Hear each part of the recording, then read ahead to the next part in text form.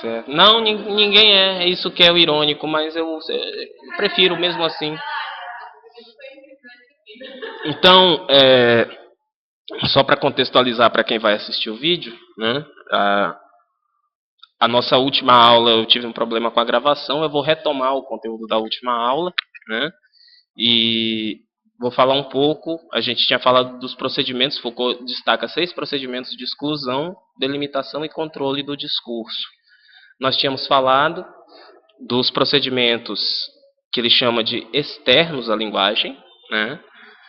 E esses procedimentos, então, seriam a palavra proibida ou interdição, o conceito de loucura e a vontade de verdade. Nós encerramos isso, tá, nos outros vídeos. E hoje nós começamos, na verdade nós vamos retomar por conta do problema de gravação, a falar dos procedimentos internos de controle e delimitação do discurso, que são, né, também parte dos sistemas de exclusão, só que esses são pertencentes à língua. Eles estão no universo do linguístico, né, e são exercidos na linguagem e pela linguagem, portanto. Esses princípios são o princípio do comentário, da autoria e o conceito de disciplina para Foucault. Tá? Começando então pelo princípio do comentário, o comentário é aquilo que nega a existência da interpretação. Vamos pegar um exemplo de um júri. Os advogados, me permitam o pleonasmo, Marília, bom dia. Estou fazendo um pouco de repeteco aqui, tá? Porque aquela gravação não ficou muito legal, estou retomando. Então, o comentário ele nega a existência da interpretação. Vamos pegar o exemplo dos advogados. Todos eles se baseiam no mesmo Código Civil e Penal e eles usam da interpretação, né, para defender ou para acusar um determinado réu. Ocorre que para que a defesa ou a acusação seja efetiva, ela não pode ficar marcada como subjetiva, como interpretação.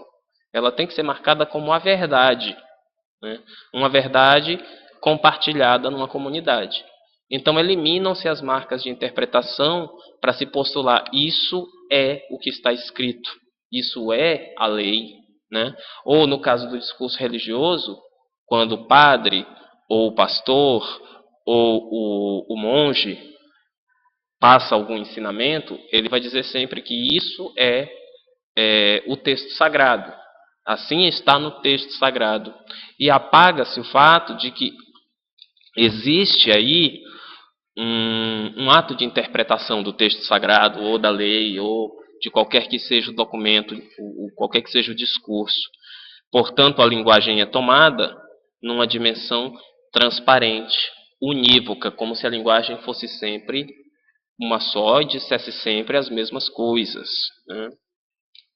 Portadora, portanto, de uma verdade que advém do especialista, né?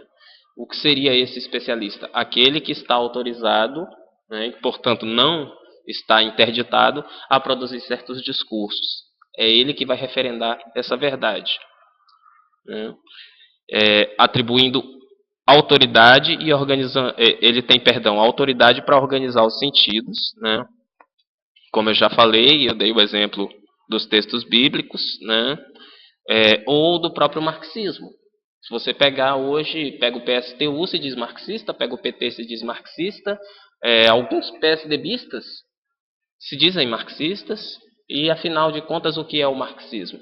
Nenhum deles vai dizer, olha, é assim que eu vejo o marxismo.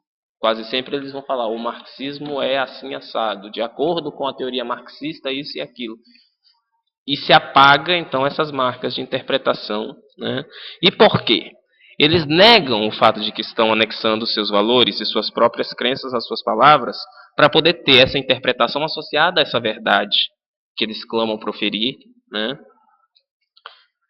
Investindo nessa coisa da linguagem idêntica a si própria, ou seja, sempre inequívoca, né? E se amarrando ali numa perspectiva estruturalista da linguagem. Porque ao assumir que é a interpretação, ao dar essa dimensão subjetiva, de certa maneira eu perco o poder de convencimento, né? De convencer de uma verdade. Então não falo mais de uma verdade, eu falo em verdades, em possíveis vertentes da verdade. Isso não é interessante a quem quer ou busca o convencimento, né? Então nós temos a partir daí diferentes marxismos, diferentes cristianismos, diferentes modos de ver as identidades de minoria, homossexuais, negras, etc., né? Pois em todas elas, queira ou não, está presente a interpretação, que é apagada, mas que está lá e que nos sugere a existência do princípio do comentário, né? Já falamos, o duro de não ser linear é isso, né? Já falamos da questão da interpretação das leis. E aí nós pulamos então para a autoria, né? Lembrando que na aula passada a gente ficou a aula inteira praticamente discutindo o comentário, exemplificando, né? Infelizmente a gravação não ficou boa, ainda vou tentar, quem sabe fazer o vídeo, mas de toda forma esse apanhado que eu fiz agora nesses poucos minutos eu acho que resolve a questão. O que seria a autoria para Foucault? Foucault vai falar que uma das ilusões constitutivas de quem entra na linguagem, necessária, né, e depois a gente vai ver isso novamente em Orlando, é a ilusão de que nós somos a origem do nosso dizer. Quando eu digo algo, eu quero acreditar que fui eu quem disse, né? Quando eu preparo uma aula e eu venho aqui expor esse conteúdo para vocês, eu quero acreditar que essa organização de aula, que essa forma de proferir é única e exclusiva minha, né? Nós tendemos a acreditar, portanto, que nós somos o que pensamos, dizemos e fazemos. Isso lembra vocês de algum pensador positivista? Teve um pensador positivista, conte talvez a ideia da racionalidade, mas eu vou em um que postula a existência como pautada necessariamente, a existência humana pautada necessariamente pela racionalidade. Esse cara disse que penso, logo existo. Descartes, né? René Descartes, a partir dessa postulação, nas Meditatio, né? Se não me engano é na Meditatio Prima, né? Ele vai afirmar, penso, logo existo. Portanto, o ser humano, esse indivíduo, né, oposto aí à ideia de sujeito, que nós vamos discutir depois, mas esse indivíduo no qual Descartes investe é um indivíduo consciente, né, pautado pela razão, né. Mas a gente já viu nas nossas leituras de Laraia, né, que o ser humano ele é um ser social, portanto, ele é o produto de sua origem sociohistórica. Então, até que ponto esse ser humano se constrói a partir do seu próprio pensar? E até que ponto esse ser humano não aprende a pensar de acordo com um certo padrão social que lhe é fornecido? Portanto, nós podemos especular que penso, logo existo, mas podemos problematizar, dizer, me ensinaram a pensar, portanto existo a maneira que a minha sociedade me permitiu existir. Nós não podemos realmente dizer que as nossas ideias são tão originais assim, portanto, nós não somos os autores dos nossos próprios discursos, nem tampouco que eles pertencem a quem quer que seja, né? Uma vez que o nosso discurso é produto de um contexto e de um interdiscurso. Vamos com calma.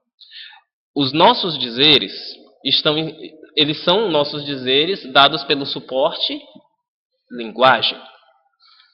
E a linguagem é um produto social.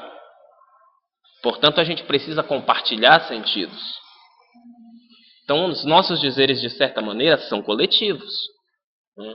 São modos de dizer nos quais a gente se inscreve, né, para dizer de uma maneira e não de outra, né? Para postular, vocês devem lembrar, quem esteve aqui, acho que só Marília esteve, mas da palestra, não, que aquilo foi uma aula, por sinal, muito bem dada, do Danilo, em que ele fala que ao escolher um significante para movimentar, eu deixo de lado outros significantes. Ele contou o caso clínico do aluno, né, que falou do armarinho, né? Ah, porque eu estava no sonho e tinha um armarinho, né? E eu achei um batom vermelho.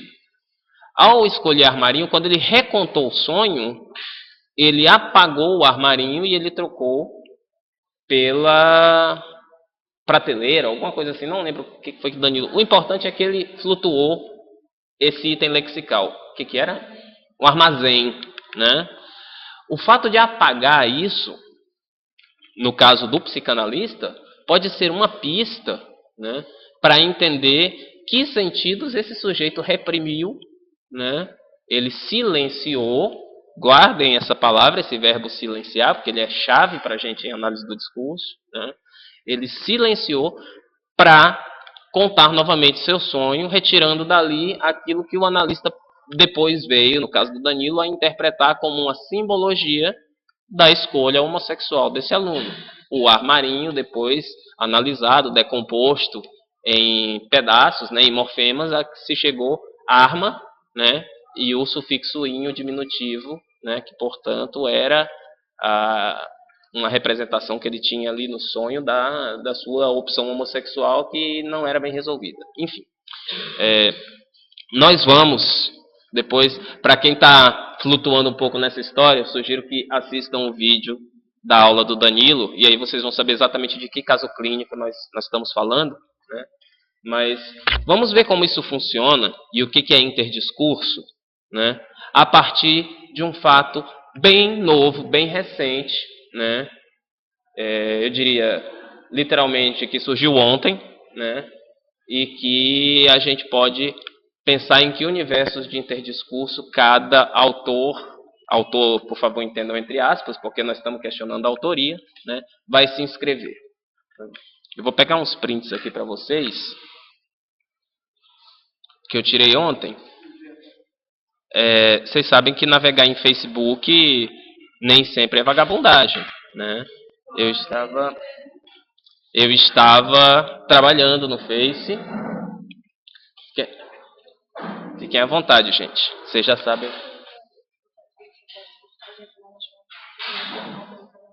Não, fica tranquila. Tranquila. Tá, beleza. Vamos lá, gente. Eu acho que todos vocês estão a par disso aqui. Né? Alunos denunciam professor. Perdão, deixa eu só dar uma pausa. Alunos denunciam o professor da UFMA por urinar na sala de aula. Ótimo. Essa é uma notícia do portal G1. Então veja, os alunos denunciam. Não há uma verdade estabelecida. Essa verdade é emprestada aos alunos. São eles que proferiram essa verdade. E isso, essa manchete nos dá um efeito de que a coisa carece de averiguação ainda, né? Uma vez que são alunos que reportaram, né? Há uma denúncia e denúncias presumem uma investigação. Né? Então não é um fato.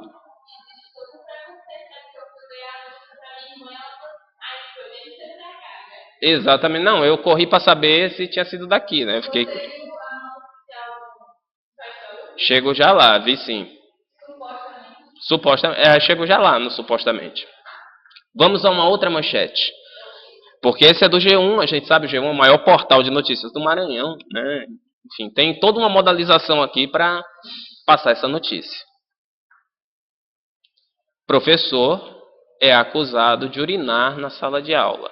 Novamente, a ideia de é acusado. Quem foi silenciado aqui nessa manchete? Os alunos foram silenciados. Agora há uma acusação. Um sujeito, me ajuda aí quem sabe gramática do português, um sujeito elíptico ou inexistente? Oculto, né? Oculto, perdão, sujeito oculto. Né? Professor é acusado, joga-se na voz passiva, né, de urinar em sala de aula. Ocorre que o site, o Gazeta da Ilha, o portal Gazeta da Ilha, essa notícia já é uma notícia editada depois que o fato repercutiu na mídia local, televisiva inclusive. Pela manhã, logo após a postagem da aluna, a notícia era essa, no mesmo Gazeta da Ilha. Alunos da UFMA denunciam professor por mijar na sala de aula. Quais as diferenças que vocês apontam entre uma e outra? Urinar no lugar de mijar. Por que vocês acham que aconteceu isso?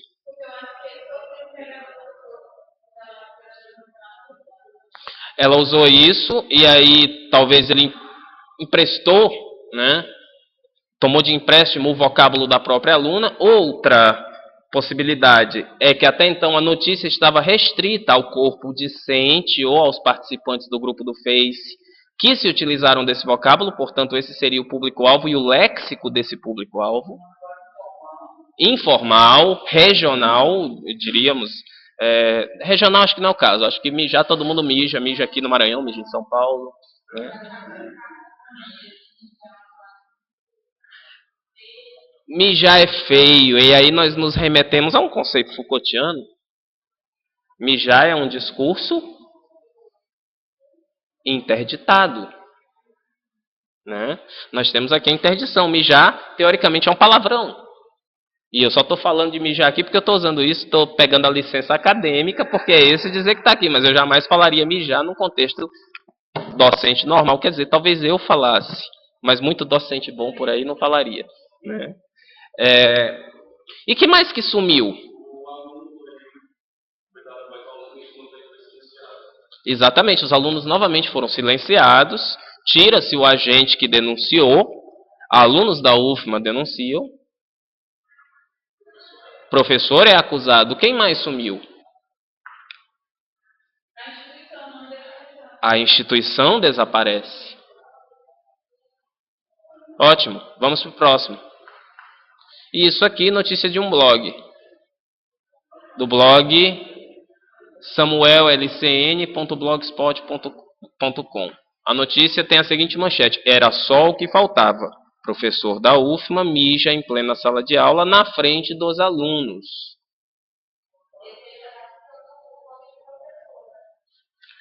Esse cita o nome do professor. A gente chega já, inclusive, na notícia televisiva que foi dada na Mirante, que não ia citar o nome, depois citou o nome, né?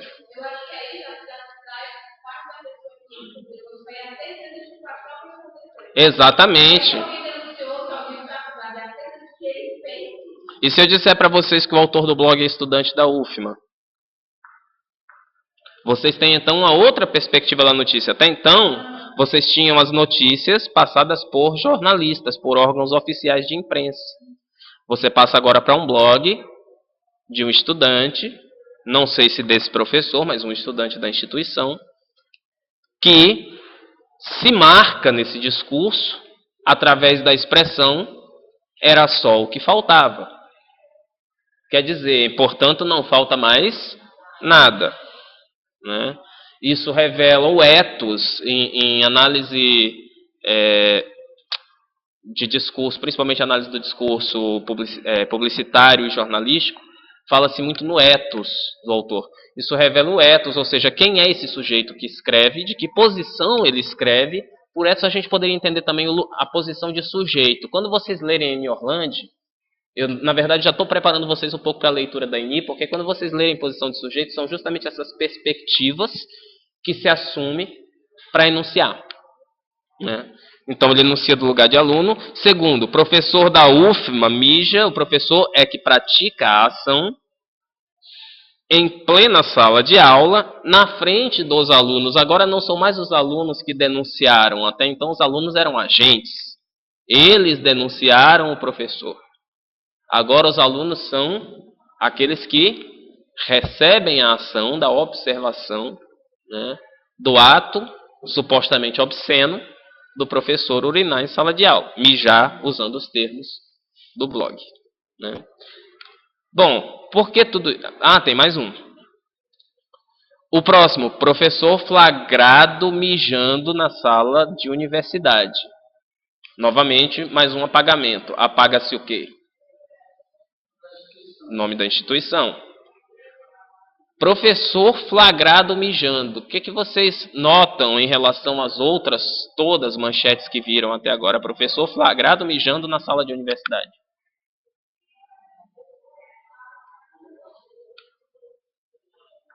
Tem um elemento lexical novo aqui. Tem uma palavra nova. Flagrado. Flagrado remete a que universo? A que tipo de discurso? Criminal. Ser pego em flagrante. Né? Isso. Então já há uma criminalização do acontecido. Sim, porque o flagrante é justamente para isso. O flagrante é justamente para eliminar a possibilidade de dúvida e dizer, não, olha, o policial, como aquele que tem fé pública, cuja voz é uma manifestação da verdade.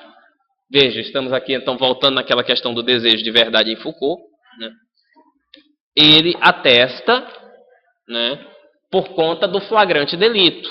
Aqui no caso não é o policial, mas é o jornalista. E a gente vive numa sociedade em que a imprensa cumpre um papel muito importante e às vezes, inclusive, perde o tom desse papel que ela exerce, de policiamento social das práticas sociais. Quase sempre, não sei se vocês se deparam muito com isso por aí, mas as pessoas comentando as notícias e dizendo, sim, isso é verdade, eu vi no Fantástico, eu li na Veja. Né? Como se esses redatores, esses jornalistas, fossem seres alheios à característica ideológica da linguagem. Como se eles fossem seres fora da ideologia, neutros, objetivos. E não é assim que o bom jornalismo é ensinado nas faculdades de comunicação? Pelo menos é assim que alguns grandes grupos de comunicação defendem o jornalismo imparcial, objetivo, né, comprometido com a verdade. Ora bolas, mas a gente leu Foucault e vocês, recomendo muito, não está na bibliografia, mas recomendo muito que leiam Althusser. Nós vamos ver que a verdade é uma construção, ela é uma forma de representação por meio da linguagem. Portanto, a verdade não há. Né? A verdade ela é um resultado do efeito de refração da ideologia na linguagem que representa um determinado fato. Né?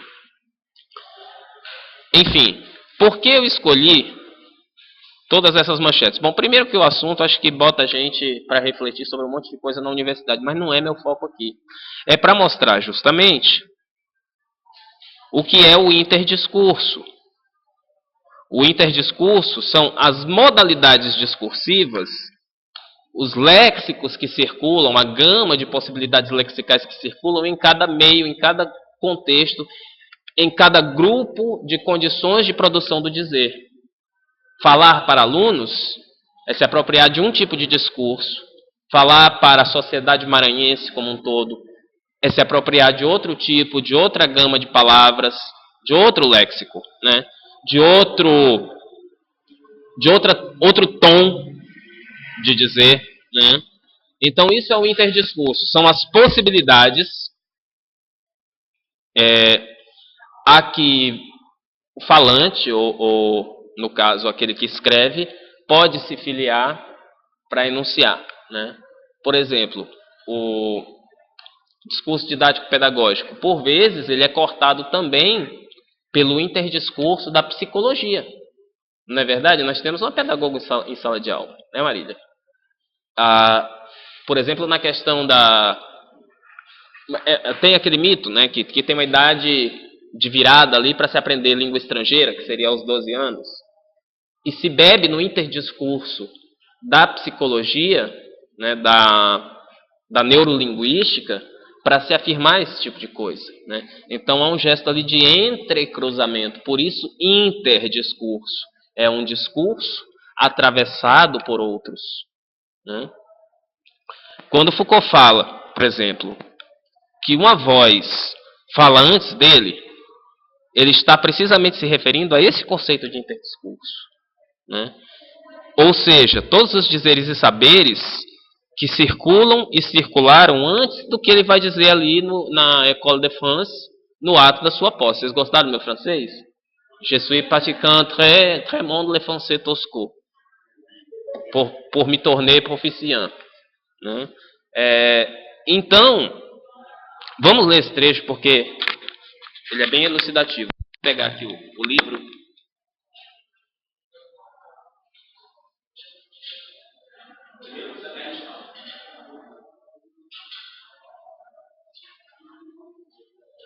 Lá nas primeiras páginas, na primeira página mesmo. Começando. Diz ele, na página, para quem tem a minha edição, na página 5. Gostaria de me insinuar subrepeticiamente no discurso que devo proferir hoje, e nos que deverei pronunciar aqui talvez durante anos. Ao invés de tomar a palavra, gostaria de ser envolvido por ela e levado bem além de todo o começo possível.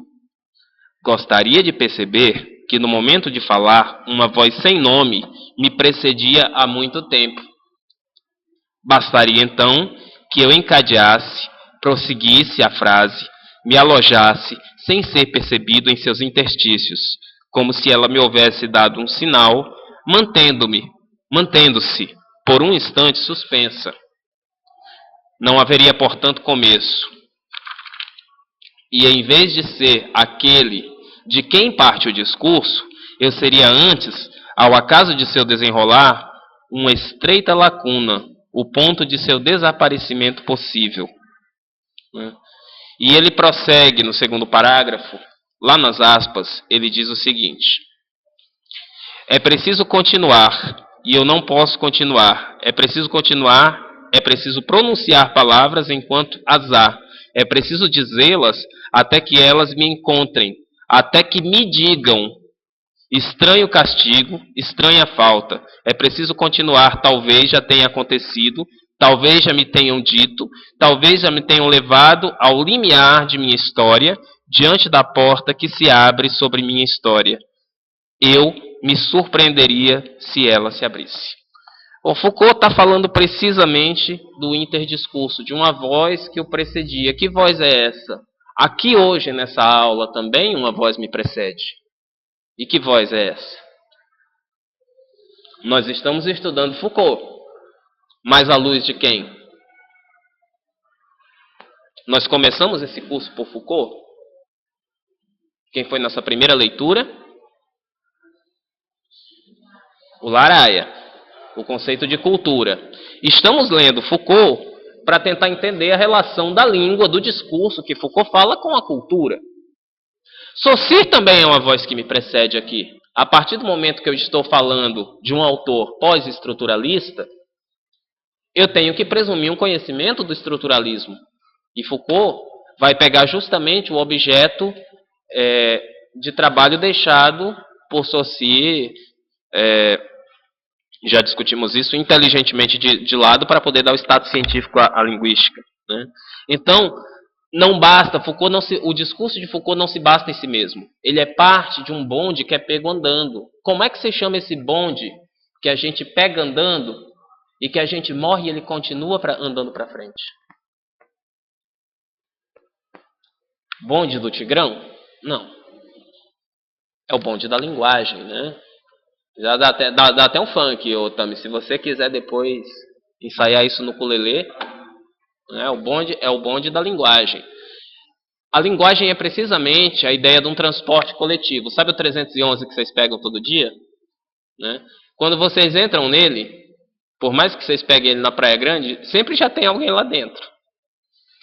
E quando vocês descem no CCH, sempre fica alguém que vai descer mais para frente. A gente entra na linguagem quando nasce, e naquela fase em que o Danilo falou que é a fase do espelho, né, onde há a castração, que o pai diz ao filho: não, sua mãe não é você não é, sua mãe não é a extensão do seu corpo, né? E você, portanto, precisa falar para conseguir o que quer, né? Verbalizar. Você entra ali na linguagem. Só que já havia outras pessoas ali. E aquele seu lugar na linguagem já estava preparado por essas pessoas. Antes de você nascer, provavelmente você já tinha nome e enxoval. E também um lugar na sociedade. Ah, meu filho vai ser médico. Ah, meu filho quando crescer vai ser jogador de futebol. Já tem um lugar desenhado para você na sociedade. Há uma expectativa, há uma latência para você. Né? E Não, a metáfora do bonde é minha. Na verdade, vamos fazer justiça. A metáfora do bonde andando não é minha. Eu estou me apropriando porque meu discurso também é perpassado por uma voz que me precede, chamada Limário Menezes de Souza, né, que foi meu professor na USP e que é uma mente genial. E essa metáfora do bonde, assim, para mim, resolveu tudo. Né, deixou muita coisa resolvida. Então vamos fazer justiça ao professor Lin, até porque a gente está questionando justamente a ideia de autoria. Né? E é portanto que Foucault diz, sim, eu sou o autor da ordem do discurso, mas até que ponto eu sou o autor? Porque eu só posso falar do discurso porque Saussure deixou o discurso para ser estudado por outros que não ele, porque ele preferiu estudar Lang, deixando de lado a parole e todas suas manifestações subjetivas. Sim, Kelma.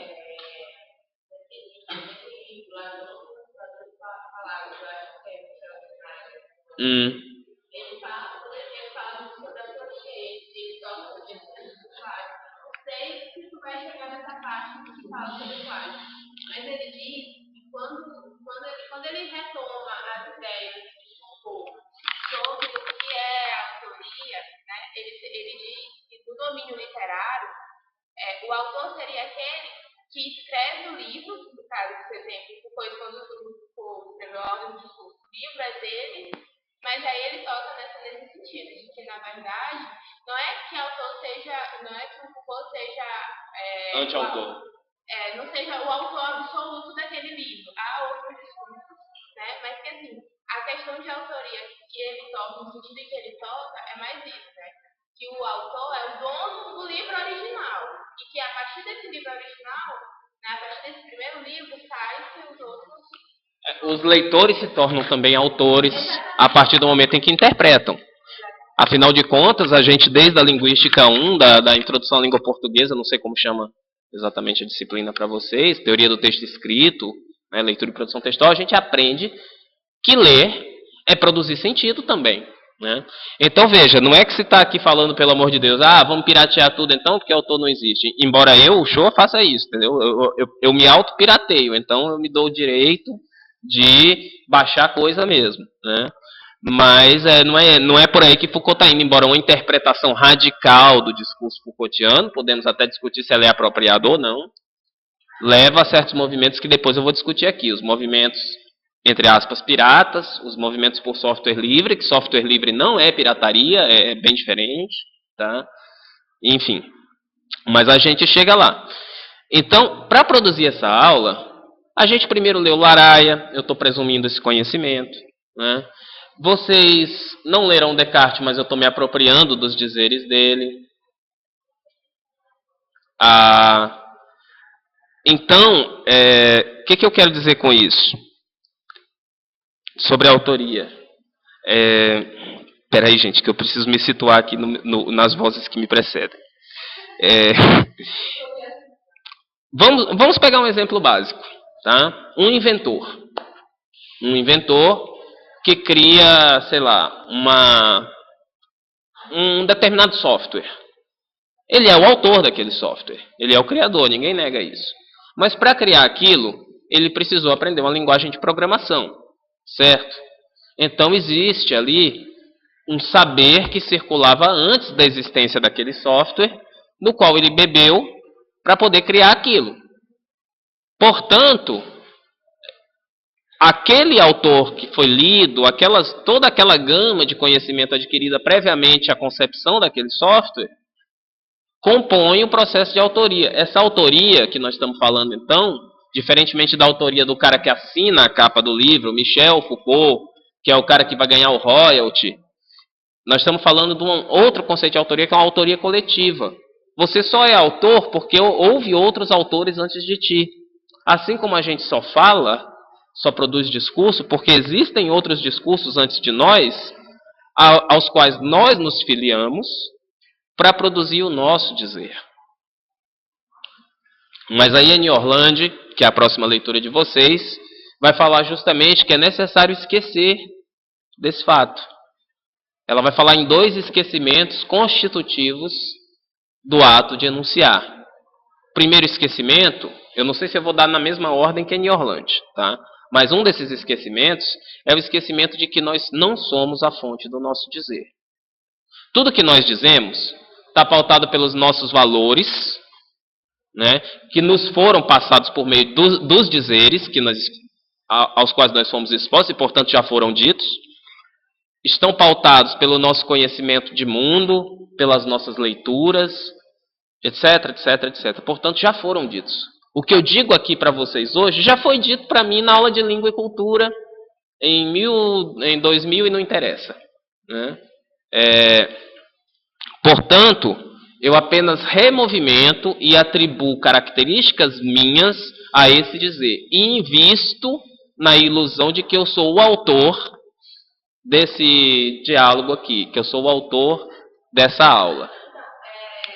Porque assim, eu estava lendo isso e aí eu fiz algumas observações. Eu estava só esperando o momento certo de falar. E aí o que eu estava, quando eu falei que Schneider, quando ele fala de autoria, ele fala do domínio literário, não só do domínio literário, porque até o Costa de Uri, ele diz que, na verdade, o livro original, quando o autor escreve, passa a ser de propriedade dele, mas isso não quer dizer que outros discursos não tenham vindo para que ele publicasse uma obra. Vamos pensar então em literatura. Até que ponto Dom Casmurro é apenas da autoria de Machado de Assis?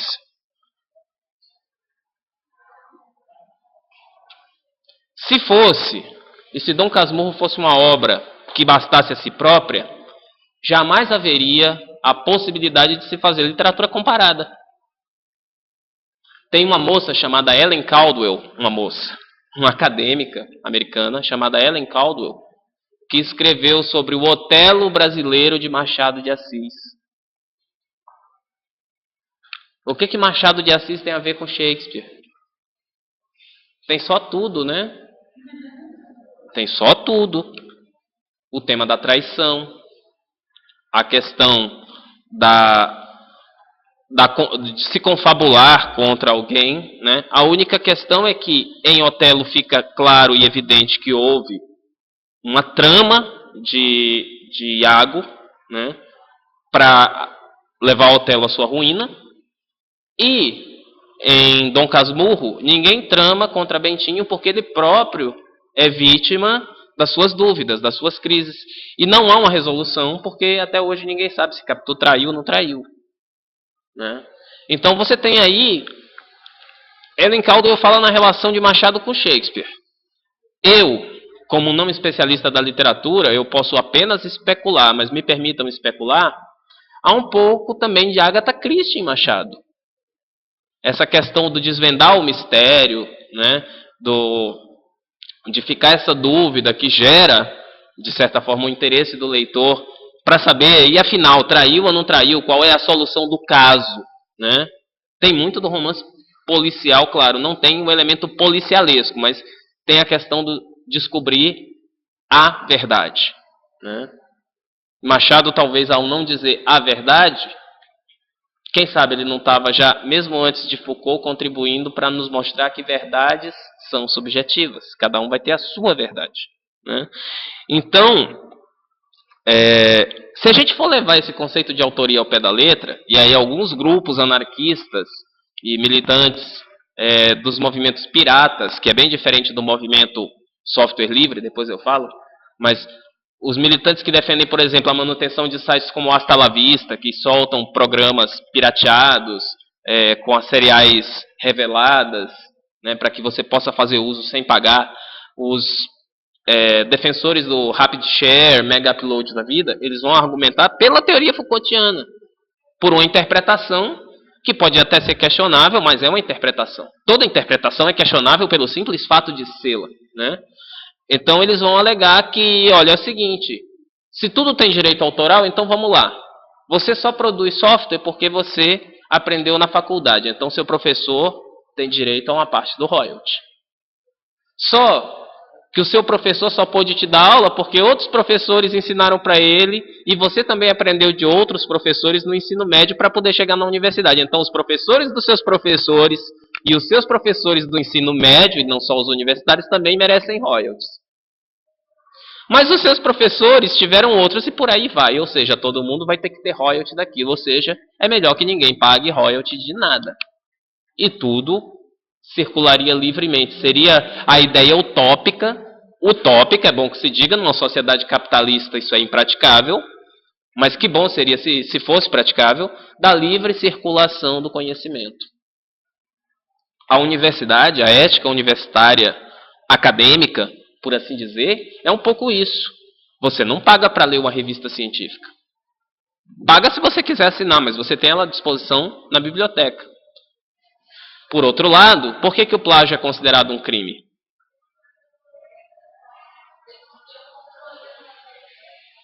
Exatamente, você precisa dizer, como nenhum discurso é 100% original, você precisa dizer de onde vem, quem é seu interdiscurso, de que perspectiva você fala, a que modos de dizer você se filia, né? A que formas de pensar, por exemplo, a linguística, vocês aprendem aqui que existem várias linguísticas. Isso que nós estamos fazendo hoje aqui é uma linguística. A morfossintaxe que vocês aprenderam comigo no semestre passado é outra linguística bem diferente, né? Então é preciso saber exatamente de que perspectiva você fala, né? E ter honestidade intelectual para dizer, olha, existe uma fonte antes de mim, existe uma voz sem nome antes de mim. O meu bonde que eu peguei andando e que já tinha muita gente boa é esse e não aquele outro.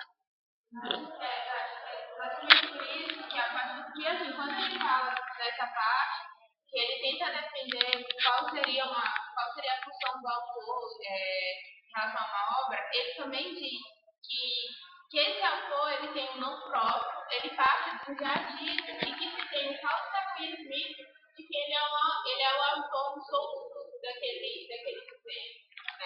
Né? Porque na sociedade capitalista a gente precisa de alguém para atribuir autoria, né? Alguém precisa se responsabilizar por aquilo, né?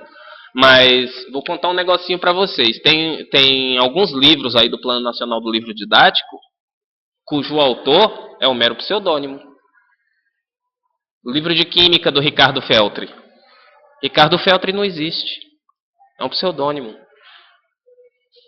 Ele tem vários outros pseudônimos que assinam livros de Química, né? Meu irmão é químico e me passou, né, esse quadro. Os caras simplesmente precisam de alguém que assine, atribuir autoria para alguém. Mas ali com certeza houve um grupo de pessoas que produziu aquela obra, né? E assim é no mundo acadêmico. Kelma, de quem foi o primeiro nome no seu pôster? O seu. E quem você teve que pôr embaixo? Teve que pôr meu nome embaixo como orientador, para dar validade ao seu discurso, recorrer à questão da autoridade, né? E para dizer, olha, sou eu que sou a autora, mas não sou tão autora assim, porque tem um trabalho de orientação, tem uma discussão num grupo de pesquisa, né? Tem um outro autor ali envolvido. Ao você colocar aquele logotipo do GED, você está atribuindo a autoria do seu trabalho coletivamente ao Nilson, à Amanda, a mim, a todos nós que participamos ali daquele processo, né? Mas a gente precisa dessa ilusão de que tem um autor.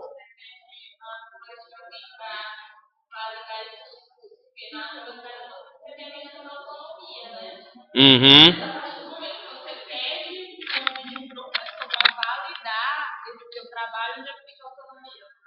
Então, existe a autonomia, mas a autonomia ela parte sempre do discurso do outro. Você tem o direito, inclusive, de questionar o discurso do outro. Mas você precisa de um ponto de partida. Digamos que esse referendar com o outro é o teu ponto de partida, seja para se vincular ou para se filiar. Porque não existe partido zero, né? Você entrou no bonde andando. Ele estava cheio, tinha alguém lá. Você não começou uma nova ciência, né? Você não começou um novo procedimento estético ou científico, né? A gente pode, inclusive, depois continuar esse debate, porque é um debate interessante, né? Sobre a questão da... Porque ao mesmo tempo você reconhece uma autoridade, você legitima uma hierarquia, né? Há uma hierarquia aí demarcada, embora eu seja o segundo autor do teu trabalho, Kelma, todo mundo sabe que o segundo autor é o cara que na cadeia hierárquica acadêmica está acima porque é o orientador. Né? Então é segundo, mas não é segundo. E nos grupos de pesquisa por aí, tem inclusive casos de trabalho que o primeiro autor é o professor doutor fulano de tal, o segundo autor é o orientando, mas todo mundo sabe que quem fez o trabalho foi o orientando.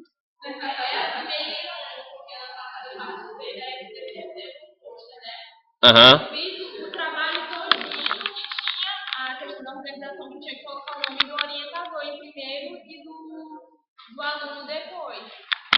Tá vendo como eu sou bonzinho, Kelma? Você produz o trabalho todinho. A professora não me orientou em nada, ela só falou. Aham. Orienta você. É a gramática acadêmica positivista. Welcome. Né?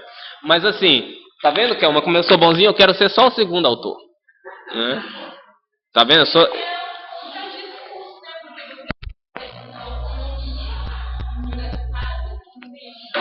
Ou seja, lembra que eu falei que discursos mudam, práticas demoram mais a mudar? Eu continuo querendo ser autor. Mas, como eu parto de uma perspectiva, né, de relativização da autoria, eu já até aceitei não ser o primeiro. Mas continuo querendo minha autoria. Quero o meu quinhão, porque meu lápis precisa engordar. É mais ou menos isso o jogo acadêmico, né? Gente, vamos falar um pouquinho de música pop, de cultura pop. Quem gosta de Restart aqui? Gosta de Restart, Paulo? Gosta deles como? Tudo morto? É fãzão? Gente, pensa o Restart. O Restart é algo muito novo? Antes do Restart já tinha Restart? Pensa, tudo aqui vai ter que ser pensado como discurso. O Restart é um discurso. Ele é um discurso novo? Antes do Restart existia o quê? Menudo. Existia New Kids on the Block. É tudo boy band. Existia... Vocês assistiram o comercial da Sempre Toshiba? Com o Evandro Mesquita e os caras do Restart? Que ele falava da questão, não, porque a Sempre Toshiba sempre foi um bom televisor, desde a época que eu tinha a minha banda, a Blitz. Aí o cara, Blitz, que banda é essa? O cara do Restart pergunta, Blitz, que banda é essa? Ele, não, era uma banda que a gente usava umas roupas coloridas, uns cabelos muito loucos. Aí o cara do Restart vira pro outro e fala, o cara copiando a gente. Né? O Restart, ele é uma releitura da Blitz ou de qualquer outra boy band, né? Inglesa ou americana. Se você pegar o primeiro Ídolos que teve, acho que foi o Ídolos, né? O primeiro Ídolos que foi no SBT que formou o Rouge. Não passava de um Spice Girls do Piniquim. Né? Isso é, né, de certa forma, um processo de autoria. Ninguém pode dizer, não, o Rouge não, o Rouge é uma cópia. Eles tinham as características para agradar o público local. Mas tem todo um interdiscurso preparado para o que é uma boy band ou uma girl band. Né? Então Foucault vai propor que os textos sempre existirão encadeados a outros textos e discursos, conectados a outros textos e discursos. E já dizia Malhação, está tudo conectado. Né? O discurso se liga ao outro. Não existe um discurso exclusivamente pedagógico.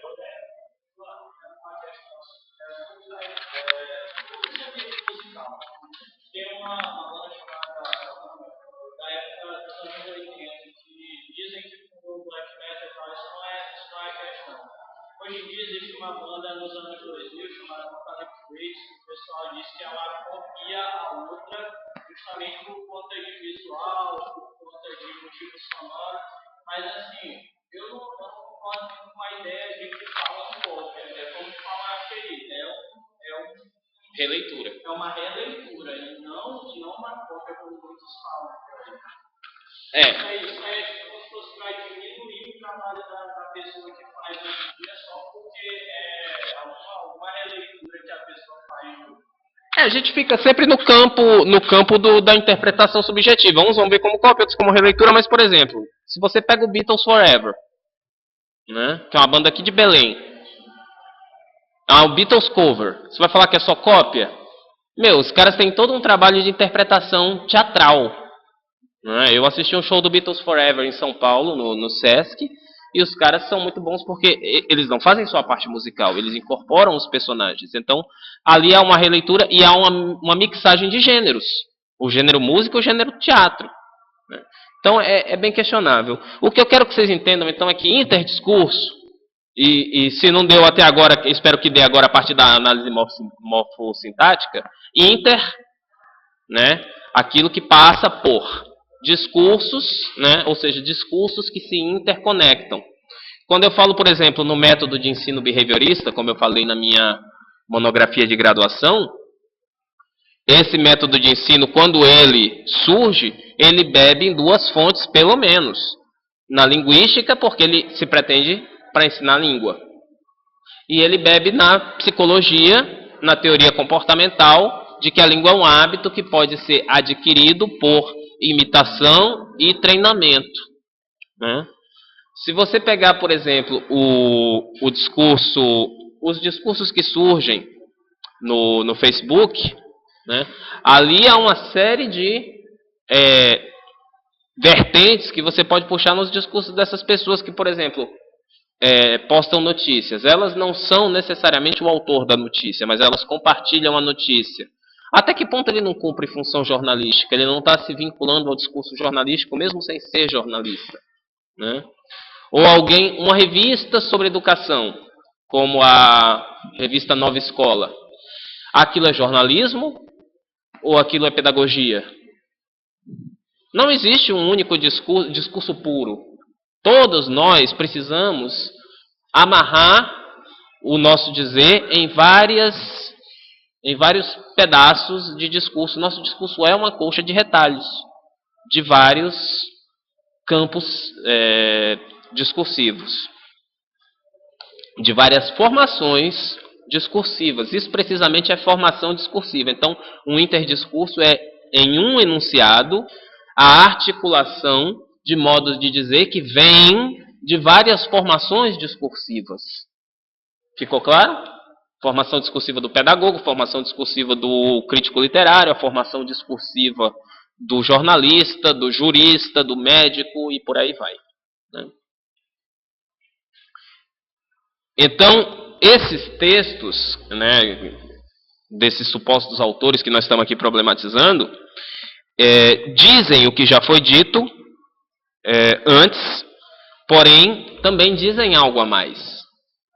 Eles não são simplesmente cópias. Eles acrescentam sobre o contexto em que foram produzidos. O autor, ou melhor dizendo, o sujeito que os produz, né, eles também trazem algo novo, né? E é precisamente isso que o Foucault e o software livre têm em comum. Diferentemente do movimento pirata, que vai falar, não, vamos piratear, vamos romper com a ideia da autoria e expropriar tudo. O movimento software livre, usando do mesmo conceito, ele vai falar, não, vamos fazer o seguinte, vamos produzir tudo em código aberto. Vamos fazer o conhecimento circular livremente. Eu não sou a favor que se copie, que se roube a licença do Bill Gates lá do Windows. Mas então vamos fazer o seguinte, vamos desenvolver a plataforma Linux, vai ser aberta, todo mundo vai poder ter, se tiver um bug qualquer um corrige. Vamos trocar informações, vamos fazer algo que não me obriga a consumir. Vamos fugir do monopólio. Em momento nenhum, a galera do software livre eles ficam bravos até quando são confundidos com defensores de pirataria. O que acontece com o software livre é, por exemplo, uma empresa X quer um sistema operacional robusto para gerenciamento de estoque. Eles desenvolvem para o cara e cobram dele, mas põem isso disponível na rede. É mais ou menos o que eu estou fazendo aqui. Eu estou dando essa aula para estudantes de uma universidade federal, sou pago para isso, né? E vocês têm essa aula porque foram aprovados num concurso, num processo seletivo do Enem. O ato de disponibilizar as aulas no YouTube é uma escolha minha de tornar esse conhecimento acessível não apenas a vocês. Não é retirar de vocês o acesso, é dar também esse acesso a outras pessoas que se interessem pelo que é discutido aqui. É outra perspectiva, isso está longe de ser pirataria. Agora quem me conhece sabe que eu sou a favor de uma piratariazinha também de vez em quando, faz mal para ninguém, que é muito caro comprar a propriedade intelectual no país que a gente vive. Então, bom, a gente já discutiu isso. Não, mas eu sou a favor da pirataria do que é meu. Por exemplo, se meu vídeo, se o cara quiser fazer download e botar em outro canal depois, fica à vontade. É mesmo, a gente tem que tomar cuidado com o que fala, isso aqui vai para a internet. E disciplina? Disciplina, cadê Yuri que não está aqui hoje? Que a gente ia falar da ordem e progresso, finalmente.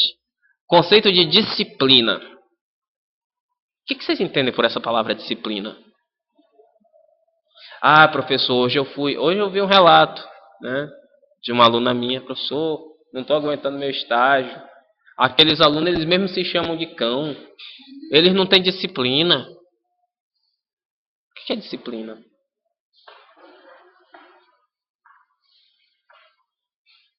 Vocês são alunos disciplinados? Então, tem muitos. Mas o que é que normalmente o senso comum chama de um aluno disciplinado? Organizado, ordem, assíduo, dedicado, né? Ele joga dentro das regras do jogo. Portanto, ele se deixa entrar na ordem do discurso. E de que discurso? Do discurso didático-pedagógico. E como é a ordem do discurso didático-pedagógico? Tem se tentado mudar, mas como é que ela classicamente tem sido na prática? Quem é o centro do processo educacional? O professor. Ele parece ser o centro, mas quem é o centro em relação ao professor? Entre a instituição e o professor ainda tem um elemento mediador. O diretor. E em relação à instituição, a UFMA pode fazer o que ela quiser, abrir o curso que quiser? Quem é que, na estrutura hierárquica, é o centro em relação à UFMA? O MEC. E quem é o centro em relação ao MEC? Darth Vader? A presidenta. E se a gente for ver, a presidenta também obedece a algumas demandas. Não é à toa que cresceu tanto o número de IFs, IFMA, IFMES, IFRJ. A necessidade de produzir profissionais para o mercado de trabalho. Então, se algum dia algum aluno chegar e me perguntar se está pronto para o mercado, vocês podem ter certeza que eu vou dar uma resposta um pouco mais agradável do que sim, você está pronto para o mercado de peixe, né? Como eu já ouvi dizer que aconteceu nesta universidade. Mas a verdade é, essa pergunta sugere um discurso que se criou para o estudante de terceiro grau de ensino superior, que ele tem que estar apto ao mercado de trabalho.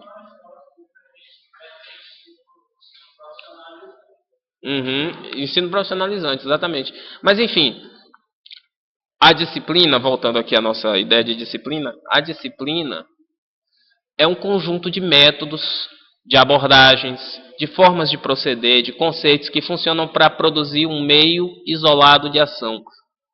Uma ação rarefeita, acessível somente a uns poucos. Então, a disciplina de morfossintaxe, ela não vai mexer com mais nada que não seja a forma e a ordem das palavras na oração, nas sentenças, né?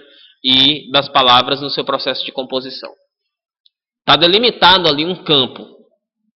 E eu, como analista do discurso, não deveria dar pitaco, porque eu entendo de análise do discurso, eu não entendo de morfossintaxe. Acaba que eu dou a aula porque, né, sempre alguém tem que dar a aula e nem sempre tem um especialista. Mas o ideal, o saber acadêmico, a ética acadêmica diz que cada um no seu quadrado, né? Ado a ado, né? Isso, é porque ainda não rolou o Fox Giving Day, você ainda não fez o quadradinho de 666, né? Então, as disciplinas, a ideia da disciplina vem negar a existência do comentário, como a gente já viu, aquela ideia de que a interpretação, alegando serem precisas e objetivas, especialmente no contexto positivista do Foucault, né? E elas são compostas por verdades e por lacunas que elas deixam. Qual é a grande lacuna da linguística saussuriana? A parole, que ficou de lado. E qual é a grande verdade? A língua é um sistema. Isso é um axioma, e a partir desse axioma, todos os outros saberes se constroem, né? Então, nós podemos estabelecer um paralelo entre a disciplina e a linguagem, e as verdades disciplinares e a polissemia. Ou seja, o que é verdade para a morfossintaxe, que a língua é um sistema de regras bem definidas, e que é com base nisso que eu vou estudar as palavras e as sentenças, já não é uma verdade para D. Para nós não existem regras tão bem definidas assim, ela é um elemento interpretativo de representação de um ser humano da sua realidade e que, portanto, cabe uma análise subjetiva. Vejam, a verdade deles não é a nossa. Há língua para os dois, mas o discurso sobre língua é polissêmico, né? A disciplina vai funcionar para tornar rarefeitos, ou seja, tornar escassos, os meios de criação e circulação do saber, refletindo valores sociais. Do mesmo modo, a polissemia é delimitada e moldada pela linguagem, que reflete a sociedade. Vamos voltar para entender esse trecho aqui. A polissemia é delimitada e moldada pela linguagem que reflete a sociedade. É por isso que o blog do aluno fala que o professor mijou na sala de aula. O blog da G1 fala que o professor foi acusado de urinar na sala de aula, porque tem, né, cada um vai adequar vai fazer uma paráfrase possível desenhada a seu público-alvo. Oi? Ah, não, chego já lá. Eu não tenho o print aqui, mas a gente discute o conteúdo. Tá? Então,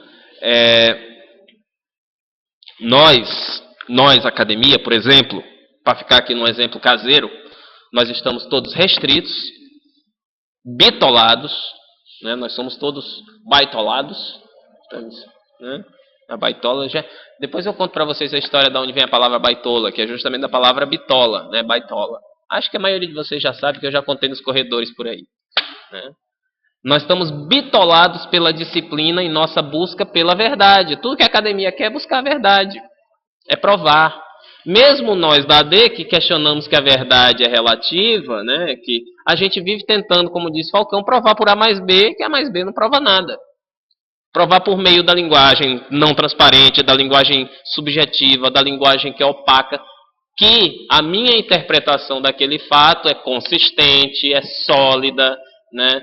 Eu me coloco numa ilusão, por mais que diga que não, mas de querer colocar a minha interpretação de determinado texto como definitiva. O analista do discurso corre o risco dessa prepotência, né? Então, nós estamos sempre em busca de uma verdade e aderimos ao saber disciplinar para isso. Mesmo a análise do discurso, que é uma ciência interdisciplinar. A análise do discurso, quando surge, ela sofre uma série de preconceitos por conta dos psicanalistas, dos sociólogos, dos linguistas, dos historiadores. Por quê? Foucault fala de psicanálise. Com que autoria? Ele não é psicanalista. Ele vai relacionar língua à história. Com que autoridade? Se ele não é historiador. A análise do discurso nasce como uma interdisciplina ou uma não disciplina. E o que ela se tornou? Olha para a gente hoje. Organizado em núcleos, grupos de estudo, projetos de pesquisa que lidam com a AD e somente com a AD. E hoje, aqui no nosso curso, vocês ainda não têm. Mas a maioria dos cursos de letras das universidades federais tem uma... Como é que se chama cadeira no Sudeste? Uma cadeira de análise do discurso. Uma disciplina de análise do discurso. Olha que irônico que aconteceu com a AD, que era uma ciência que visava questionar a ideia de disciplina. Nós viramos uma, porque precisamos entrar no jogo acadêmico, né? Fazer ciência. Então, a AD foi, e de certo modo ainda é, né, marginalizada por se restringir a uma única área de conhecimento, né? Ela se constitui como um saber interdisciplinar. A gente precisa saber de psicologia, de linguística, como eu já falei, de história, né? De filosofia, sem contudo ser psicanalista, filósofo, sociólogo, historiador, né? Quem estuda o discurso não é, portanto, especialista em nenhuma das áreas mencionadas. E, portanto, vai ser excluído por não partilhar a gramática social dos psicólogos, não vai partilhar. Ele vai ser um sujeito deslocado, né?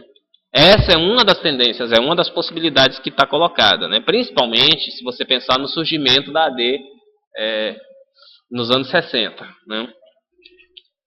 Podendo, então, por exemplo, aplicar a AD à literatura. Até hoje, muito crítico literário resiste a essa ideia de fazer análise discursiva de texto literário, análise psicológica de personagem, né? Porque ainda há uma tradição de estudar literatura na literatura e pela literatura. Então, é isso que eu tinha preparado para vocês sobre o conceito de disciplina, né? Aí, sobre a nota do site da UFMA, vamos ver se eu consigo relembrar, vamos ver se tem internet aqui.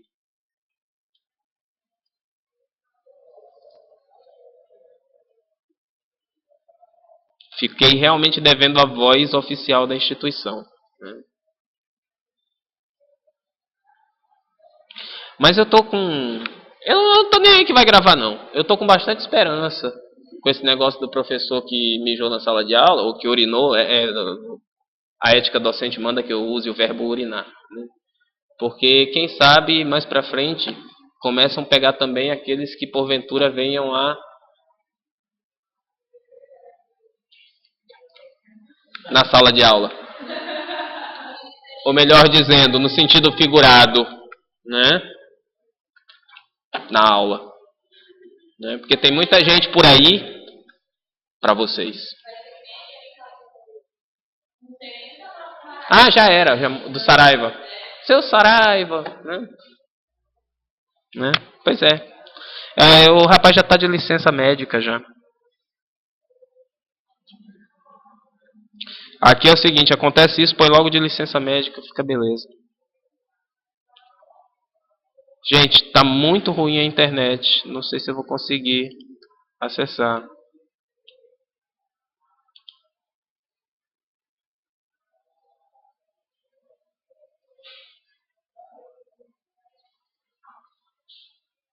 Não sei se eu vou conseguir.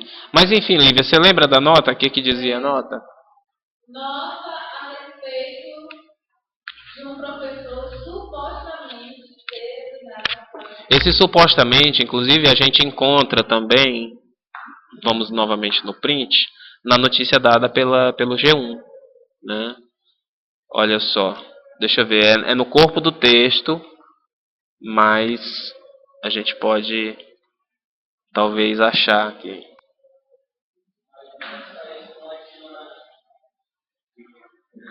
Cara, 12h40, eu tô de sacanagem com vocês já, ó. Mas vamos lá. Um professor do Maranhão teria, olha a modalização, teria urinado na frente dos alunos. Teria. Então tá tudo modalizado. Aí você pega, vamos lá. Outro portal de notícias, para não falar que eu estou comparando com um blog, né, informal, que é o Gazeta da Ilha. A primeira versão é com o verbo mijar. Depois eles editam, né, para o verbo urinar. Silenciam o verbo mijar. Mas vamos lá. O fato registrado no plantão da Vila Embratel, o fato, portanto, se é fato, não teria feito, fez, né? Foi denunciado por 3 alunos, fez, mas quem está dizendo são os alunos, então atribui aí a voz aos alunos. Ou seja, e aí a UFMA e o discurso do G1 se coadunam, supostamente, né? Ou seja, teria feito isso. Sim, Lívia. Então o que você percebe daí? O discurso da imprensa, do portal de imprensa mais reconhecido do Maranhão, está referendando aí a perspectiva de quem? Dos alunos que viram e que dizem ter visto a cena, ou o discurso da instituição que soltou uma nota oficial? Com qual dos dois esta notícia do portal G1 está mais em sintonia? Com a versão oficial. Eu não sei se vocês lembram ontem no JMTV, mas disseram, olha, o nome do docente não vai ser revelado, está sendo mantido em segredo pela instituição. Passou a externa da notícia, né, o VT. A repórter começa, o nome do docente é Rommel, aí ela se arrepende. Aí volta. E no fim do jornal, a UFMA já tinha soltado a nota e revelando o nome do docente. Ela retoma o assunto e fala, o nome do docente é fulano, fulano, ciclano, disso, daquilo. Né? Vocês veem como o discurso midiático acompanhou o discurso oficial da instituição. O que isso revela a vocês sobre a relação professor-aluno? Como que vocês relacionam a mijada do professor com a leitura de Foucault e a microfísica do poder?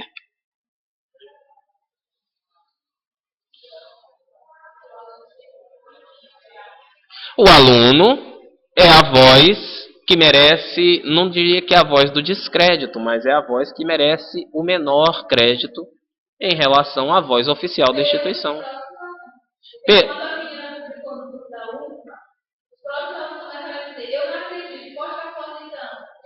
Tu acompanhou esse tópico? Tu viu que eu postei ali também, né? Eu tô ativo. Não, eu fiquei tocado pela situação. Não posta porque a gente processa.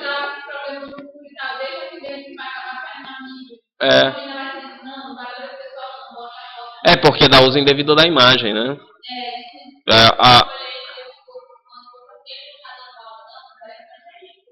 Não, pois é, exatamente. O que você espera de um professor é que dê aula. Se ele mija na sala de aula, isso é outro problema.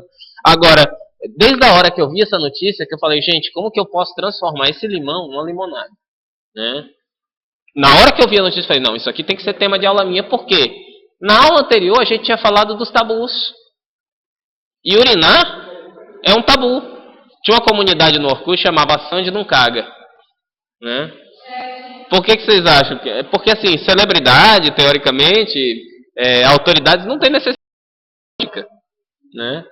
Então, é silenciado falar sobre isso. E aí o professor, ao fazer um ato desse, ele rompe com toda e qualquer gramática social estabelecida para o docente. Graças a Deus que tem alguém pior que eu nessa instituição. Eu acho que é muito pior mijar na sala do que vir dar aula de chinelo. Oi? O pinto? Fala. O que não? Então, alegam. Tá, agora vamos falar sério. Eu vou fazer a pausa aqui, porque a aula acabou, tá? Então, 1, 2, 3. Fim da aula. Início da discussão fuleira. Tá? Deixa eu só... Apertando o stop. Beijo, tchau.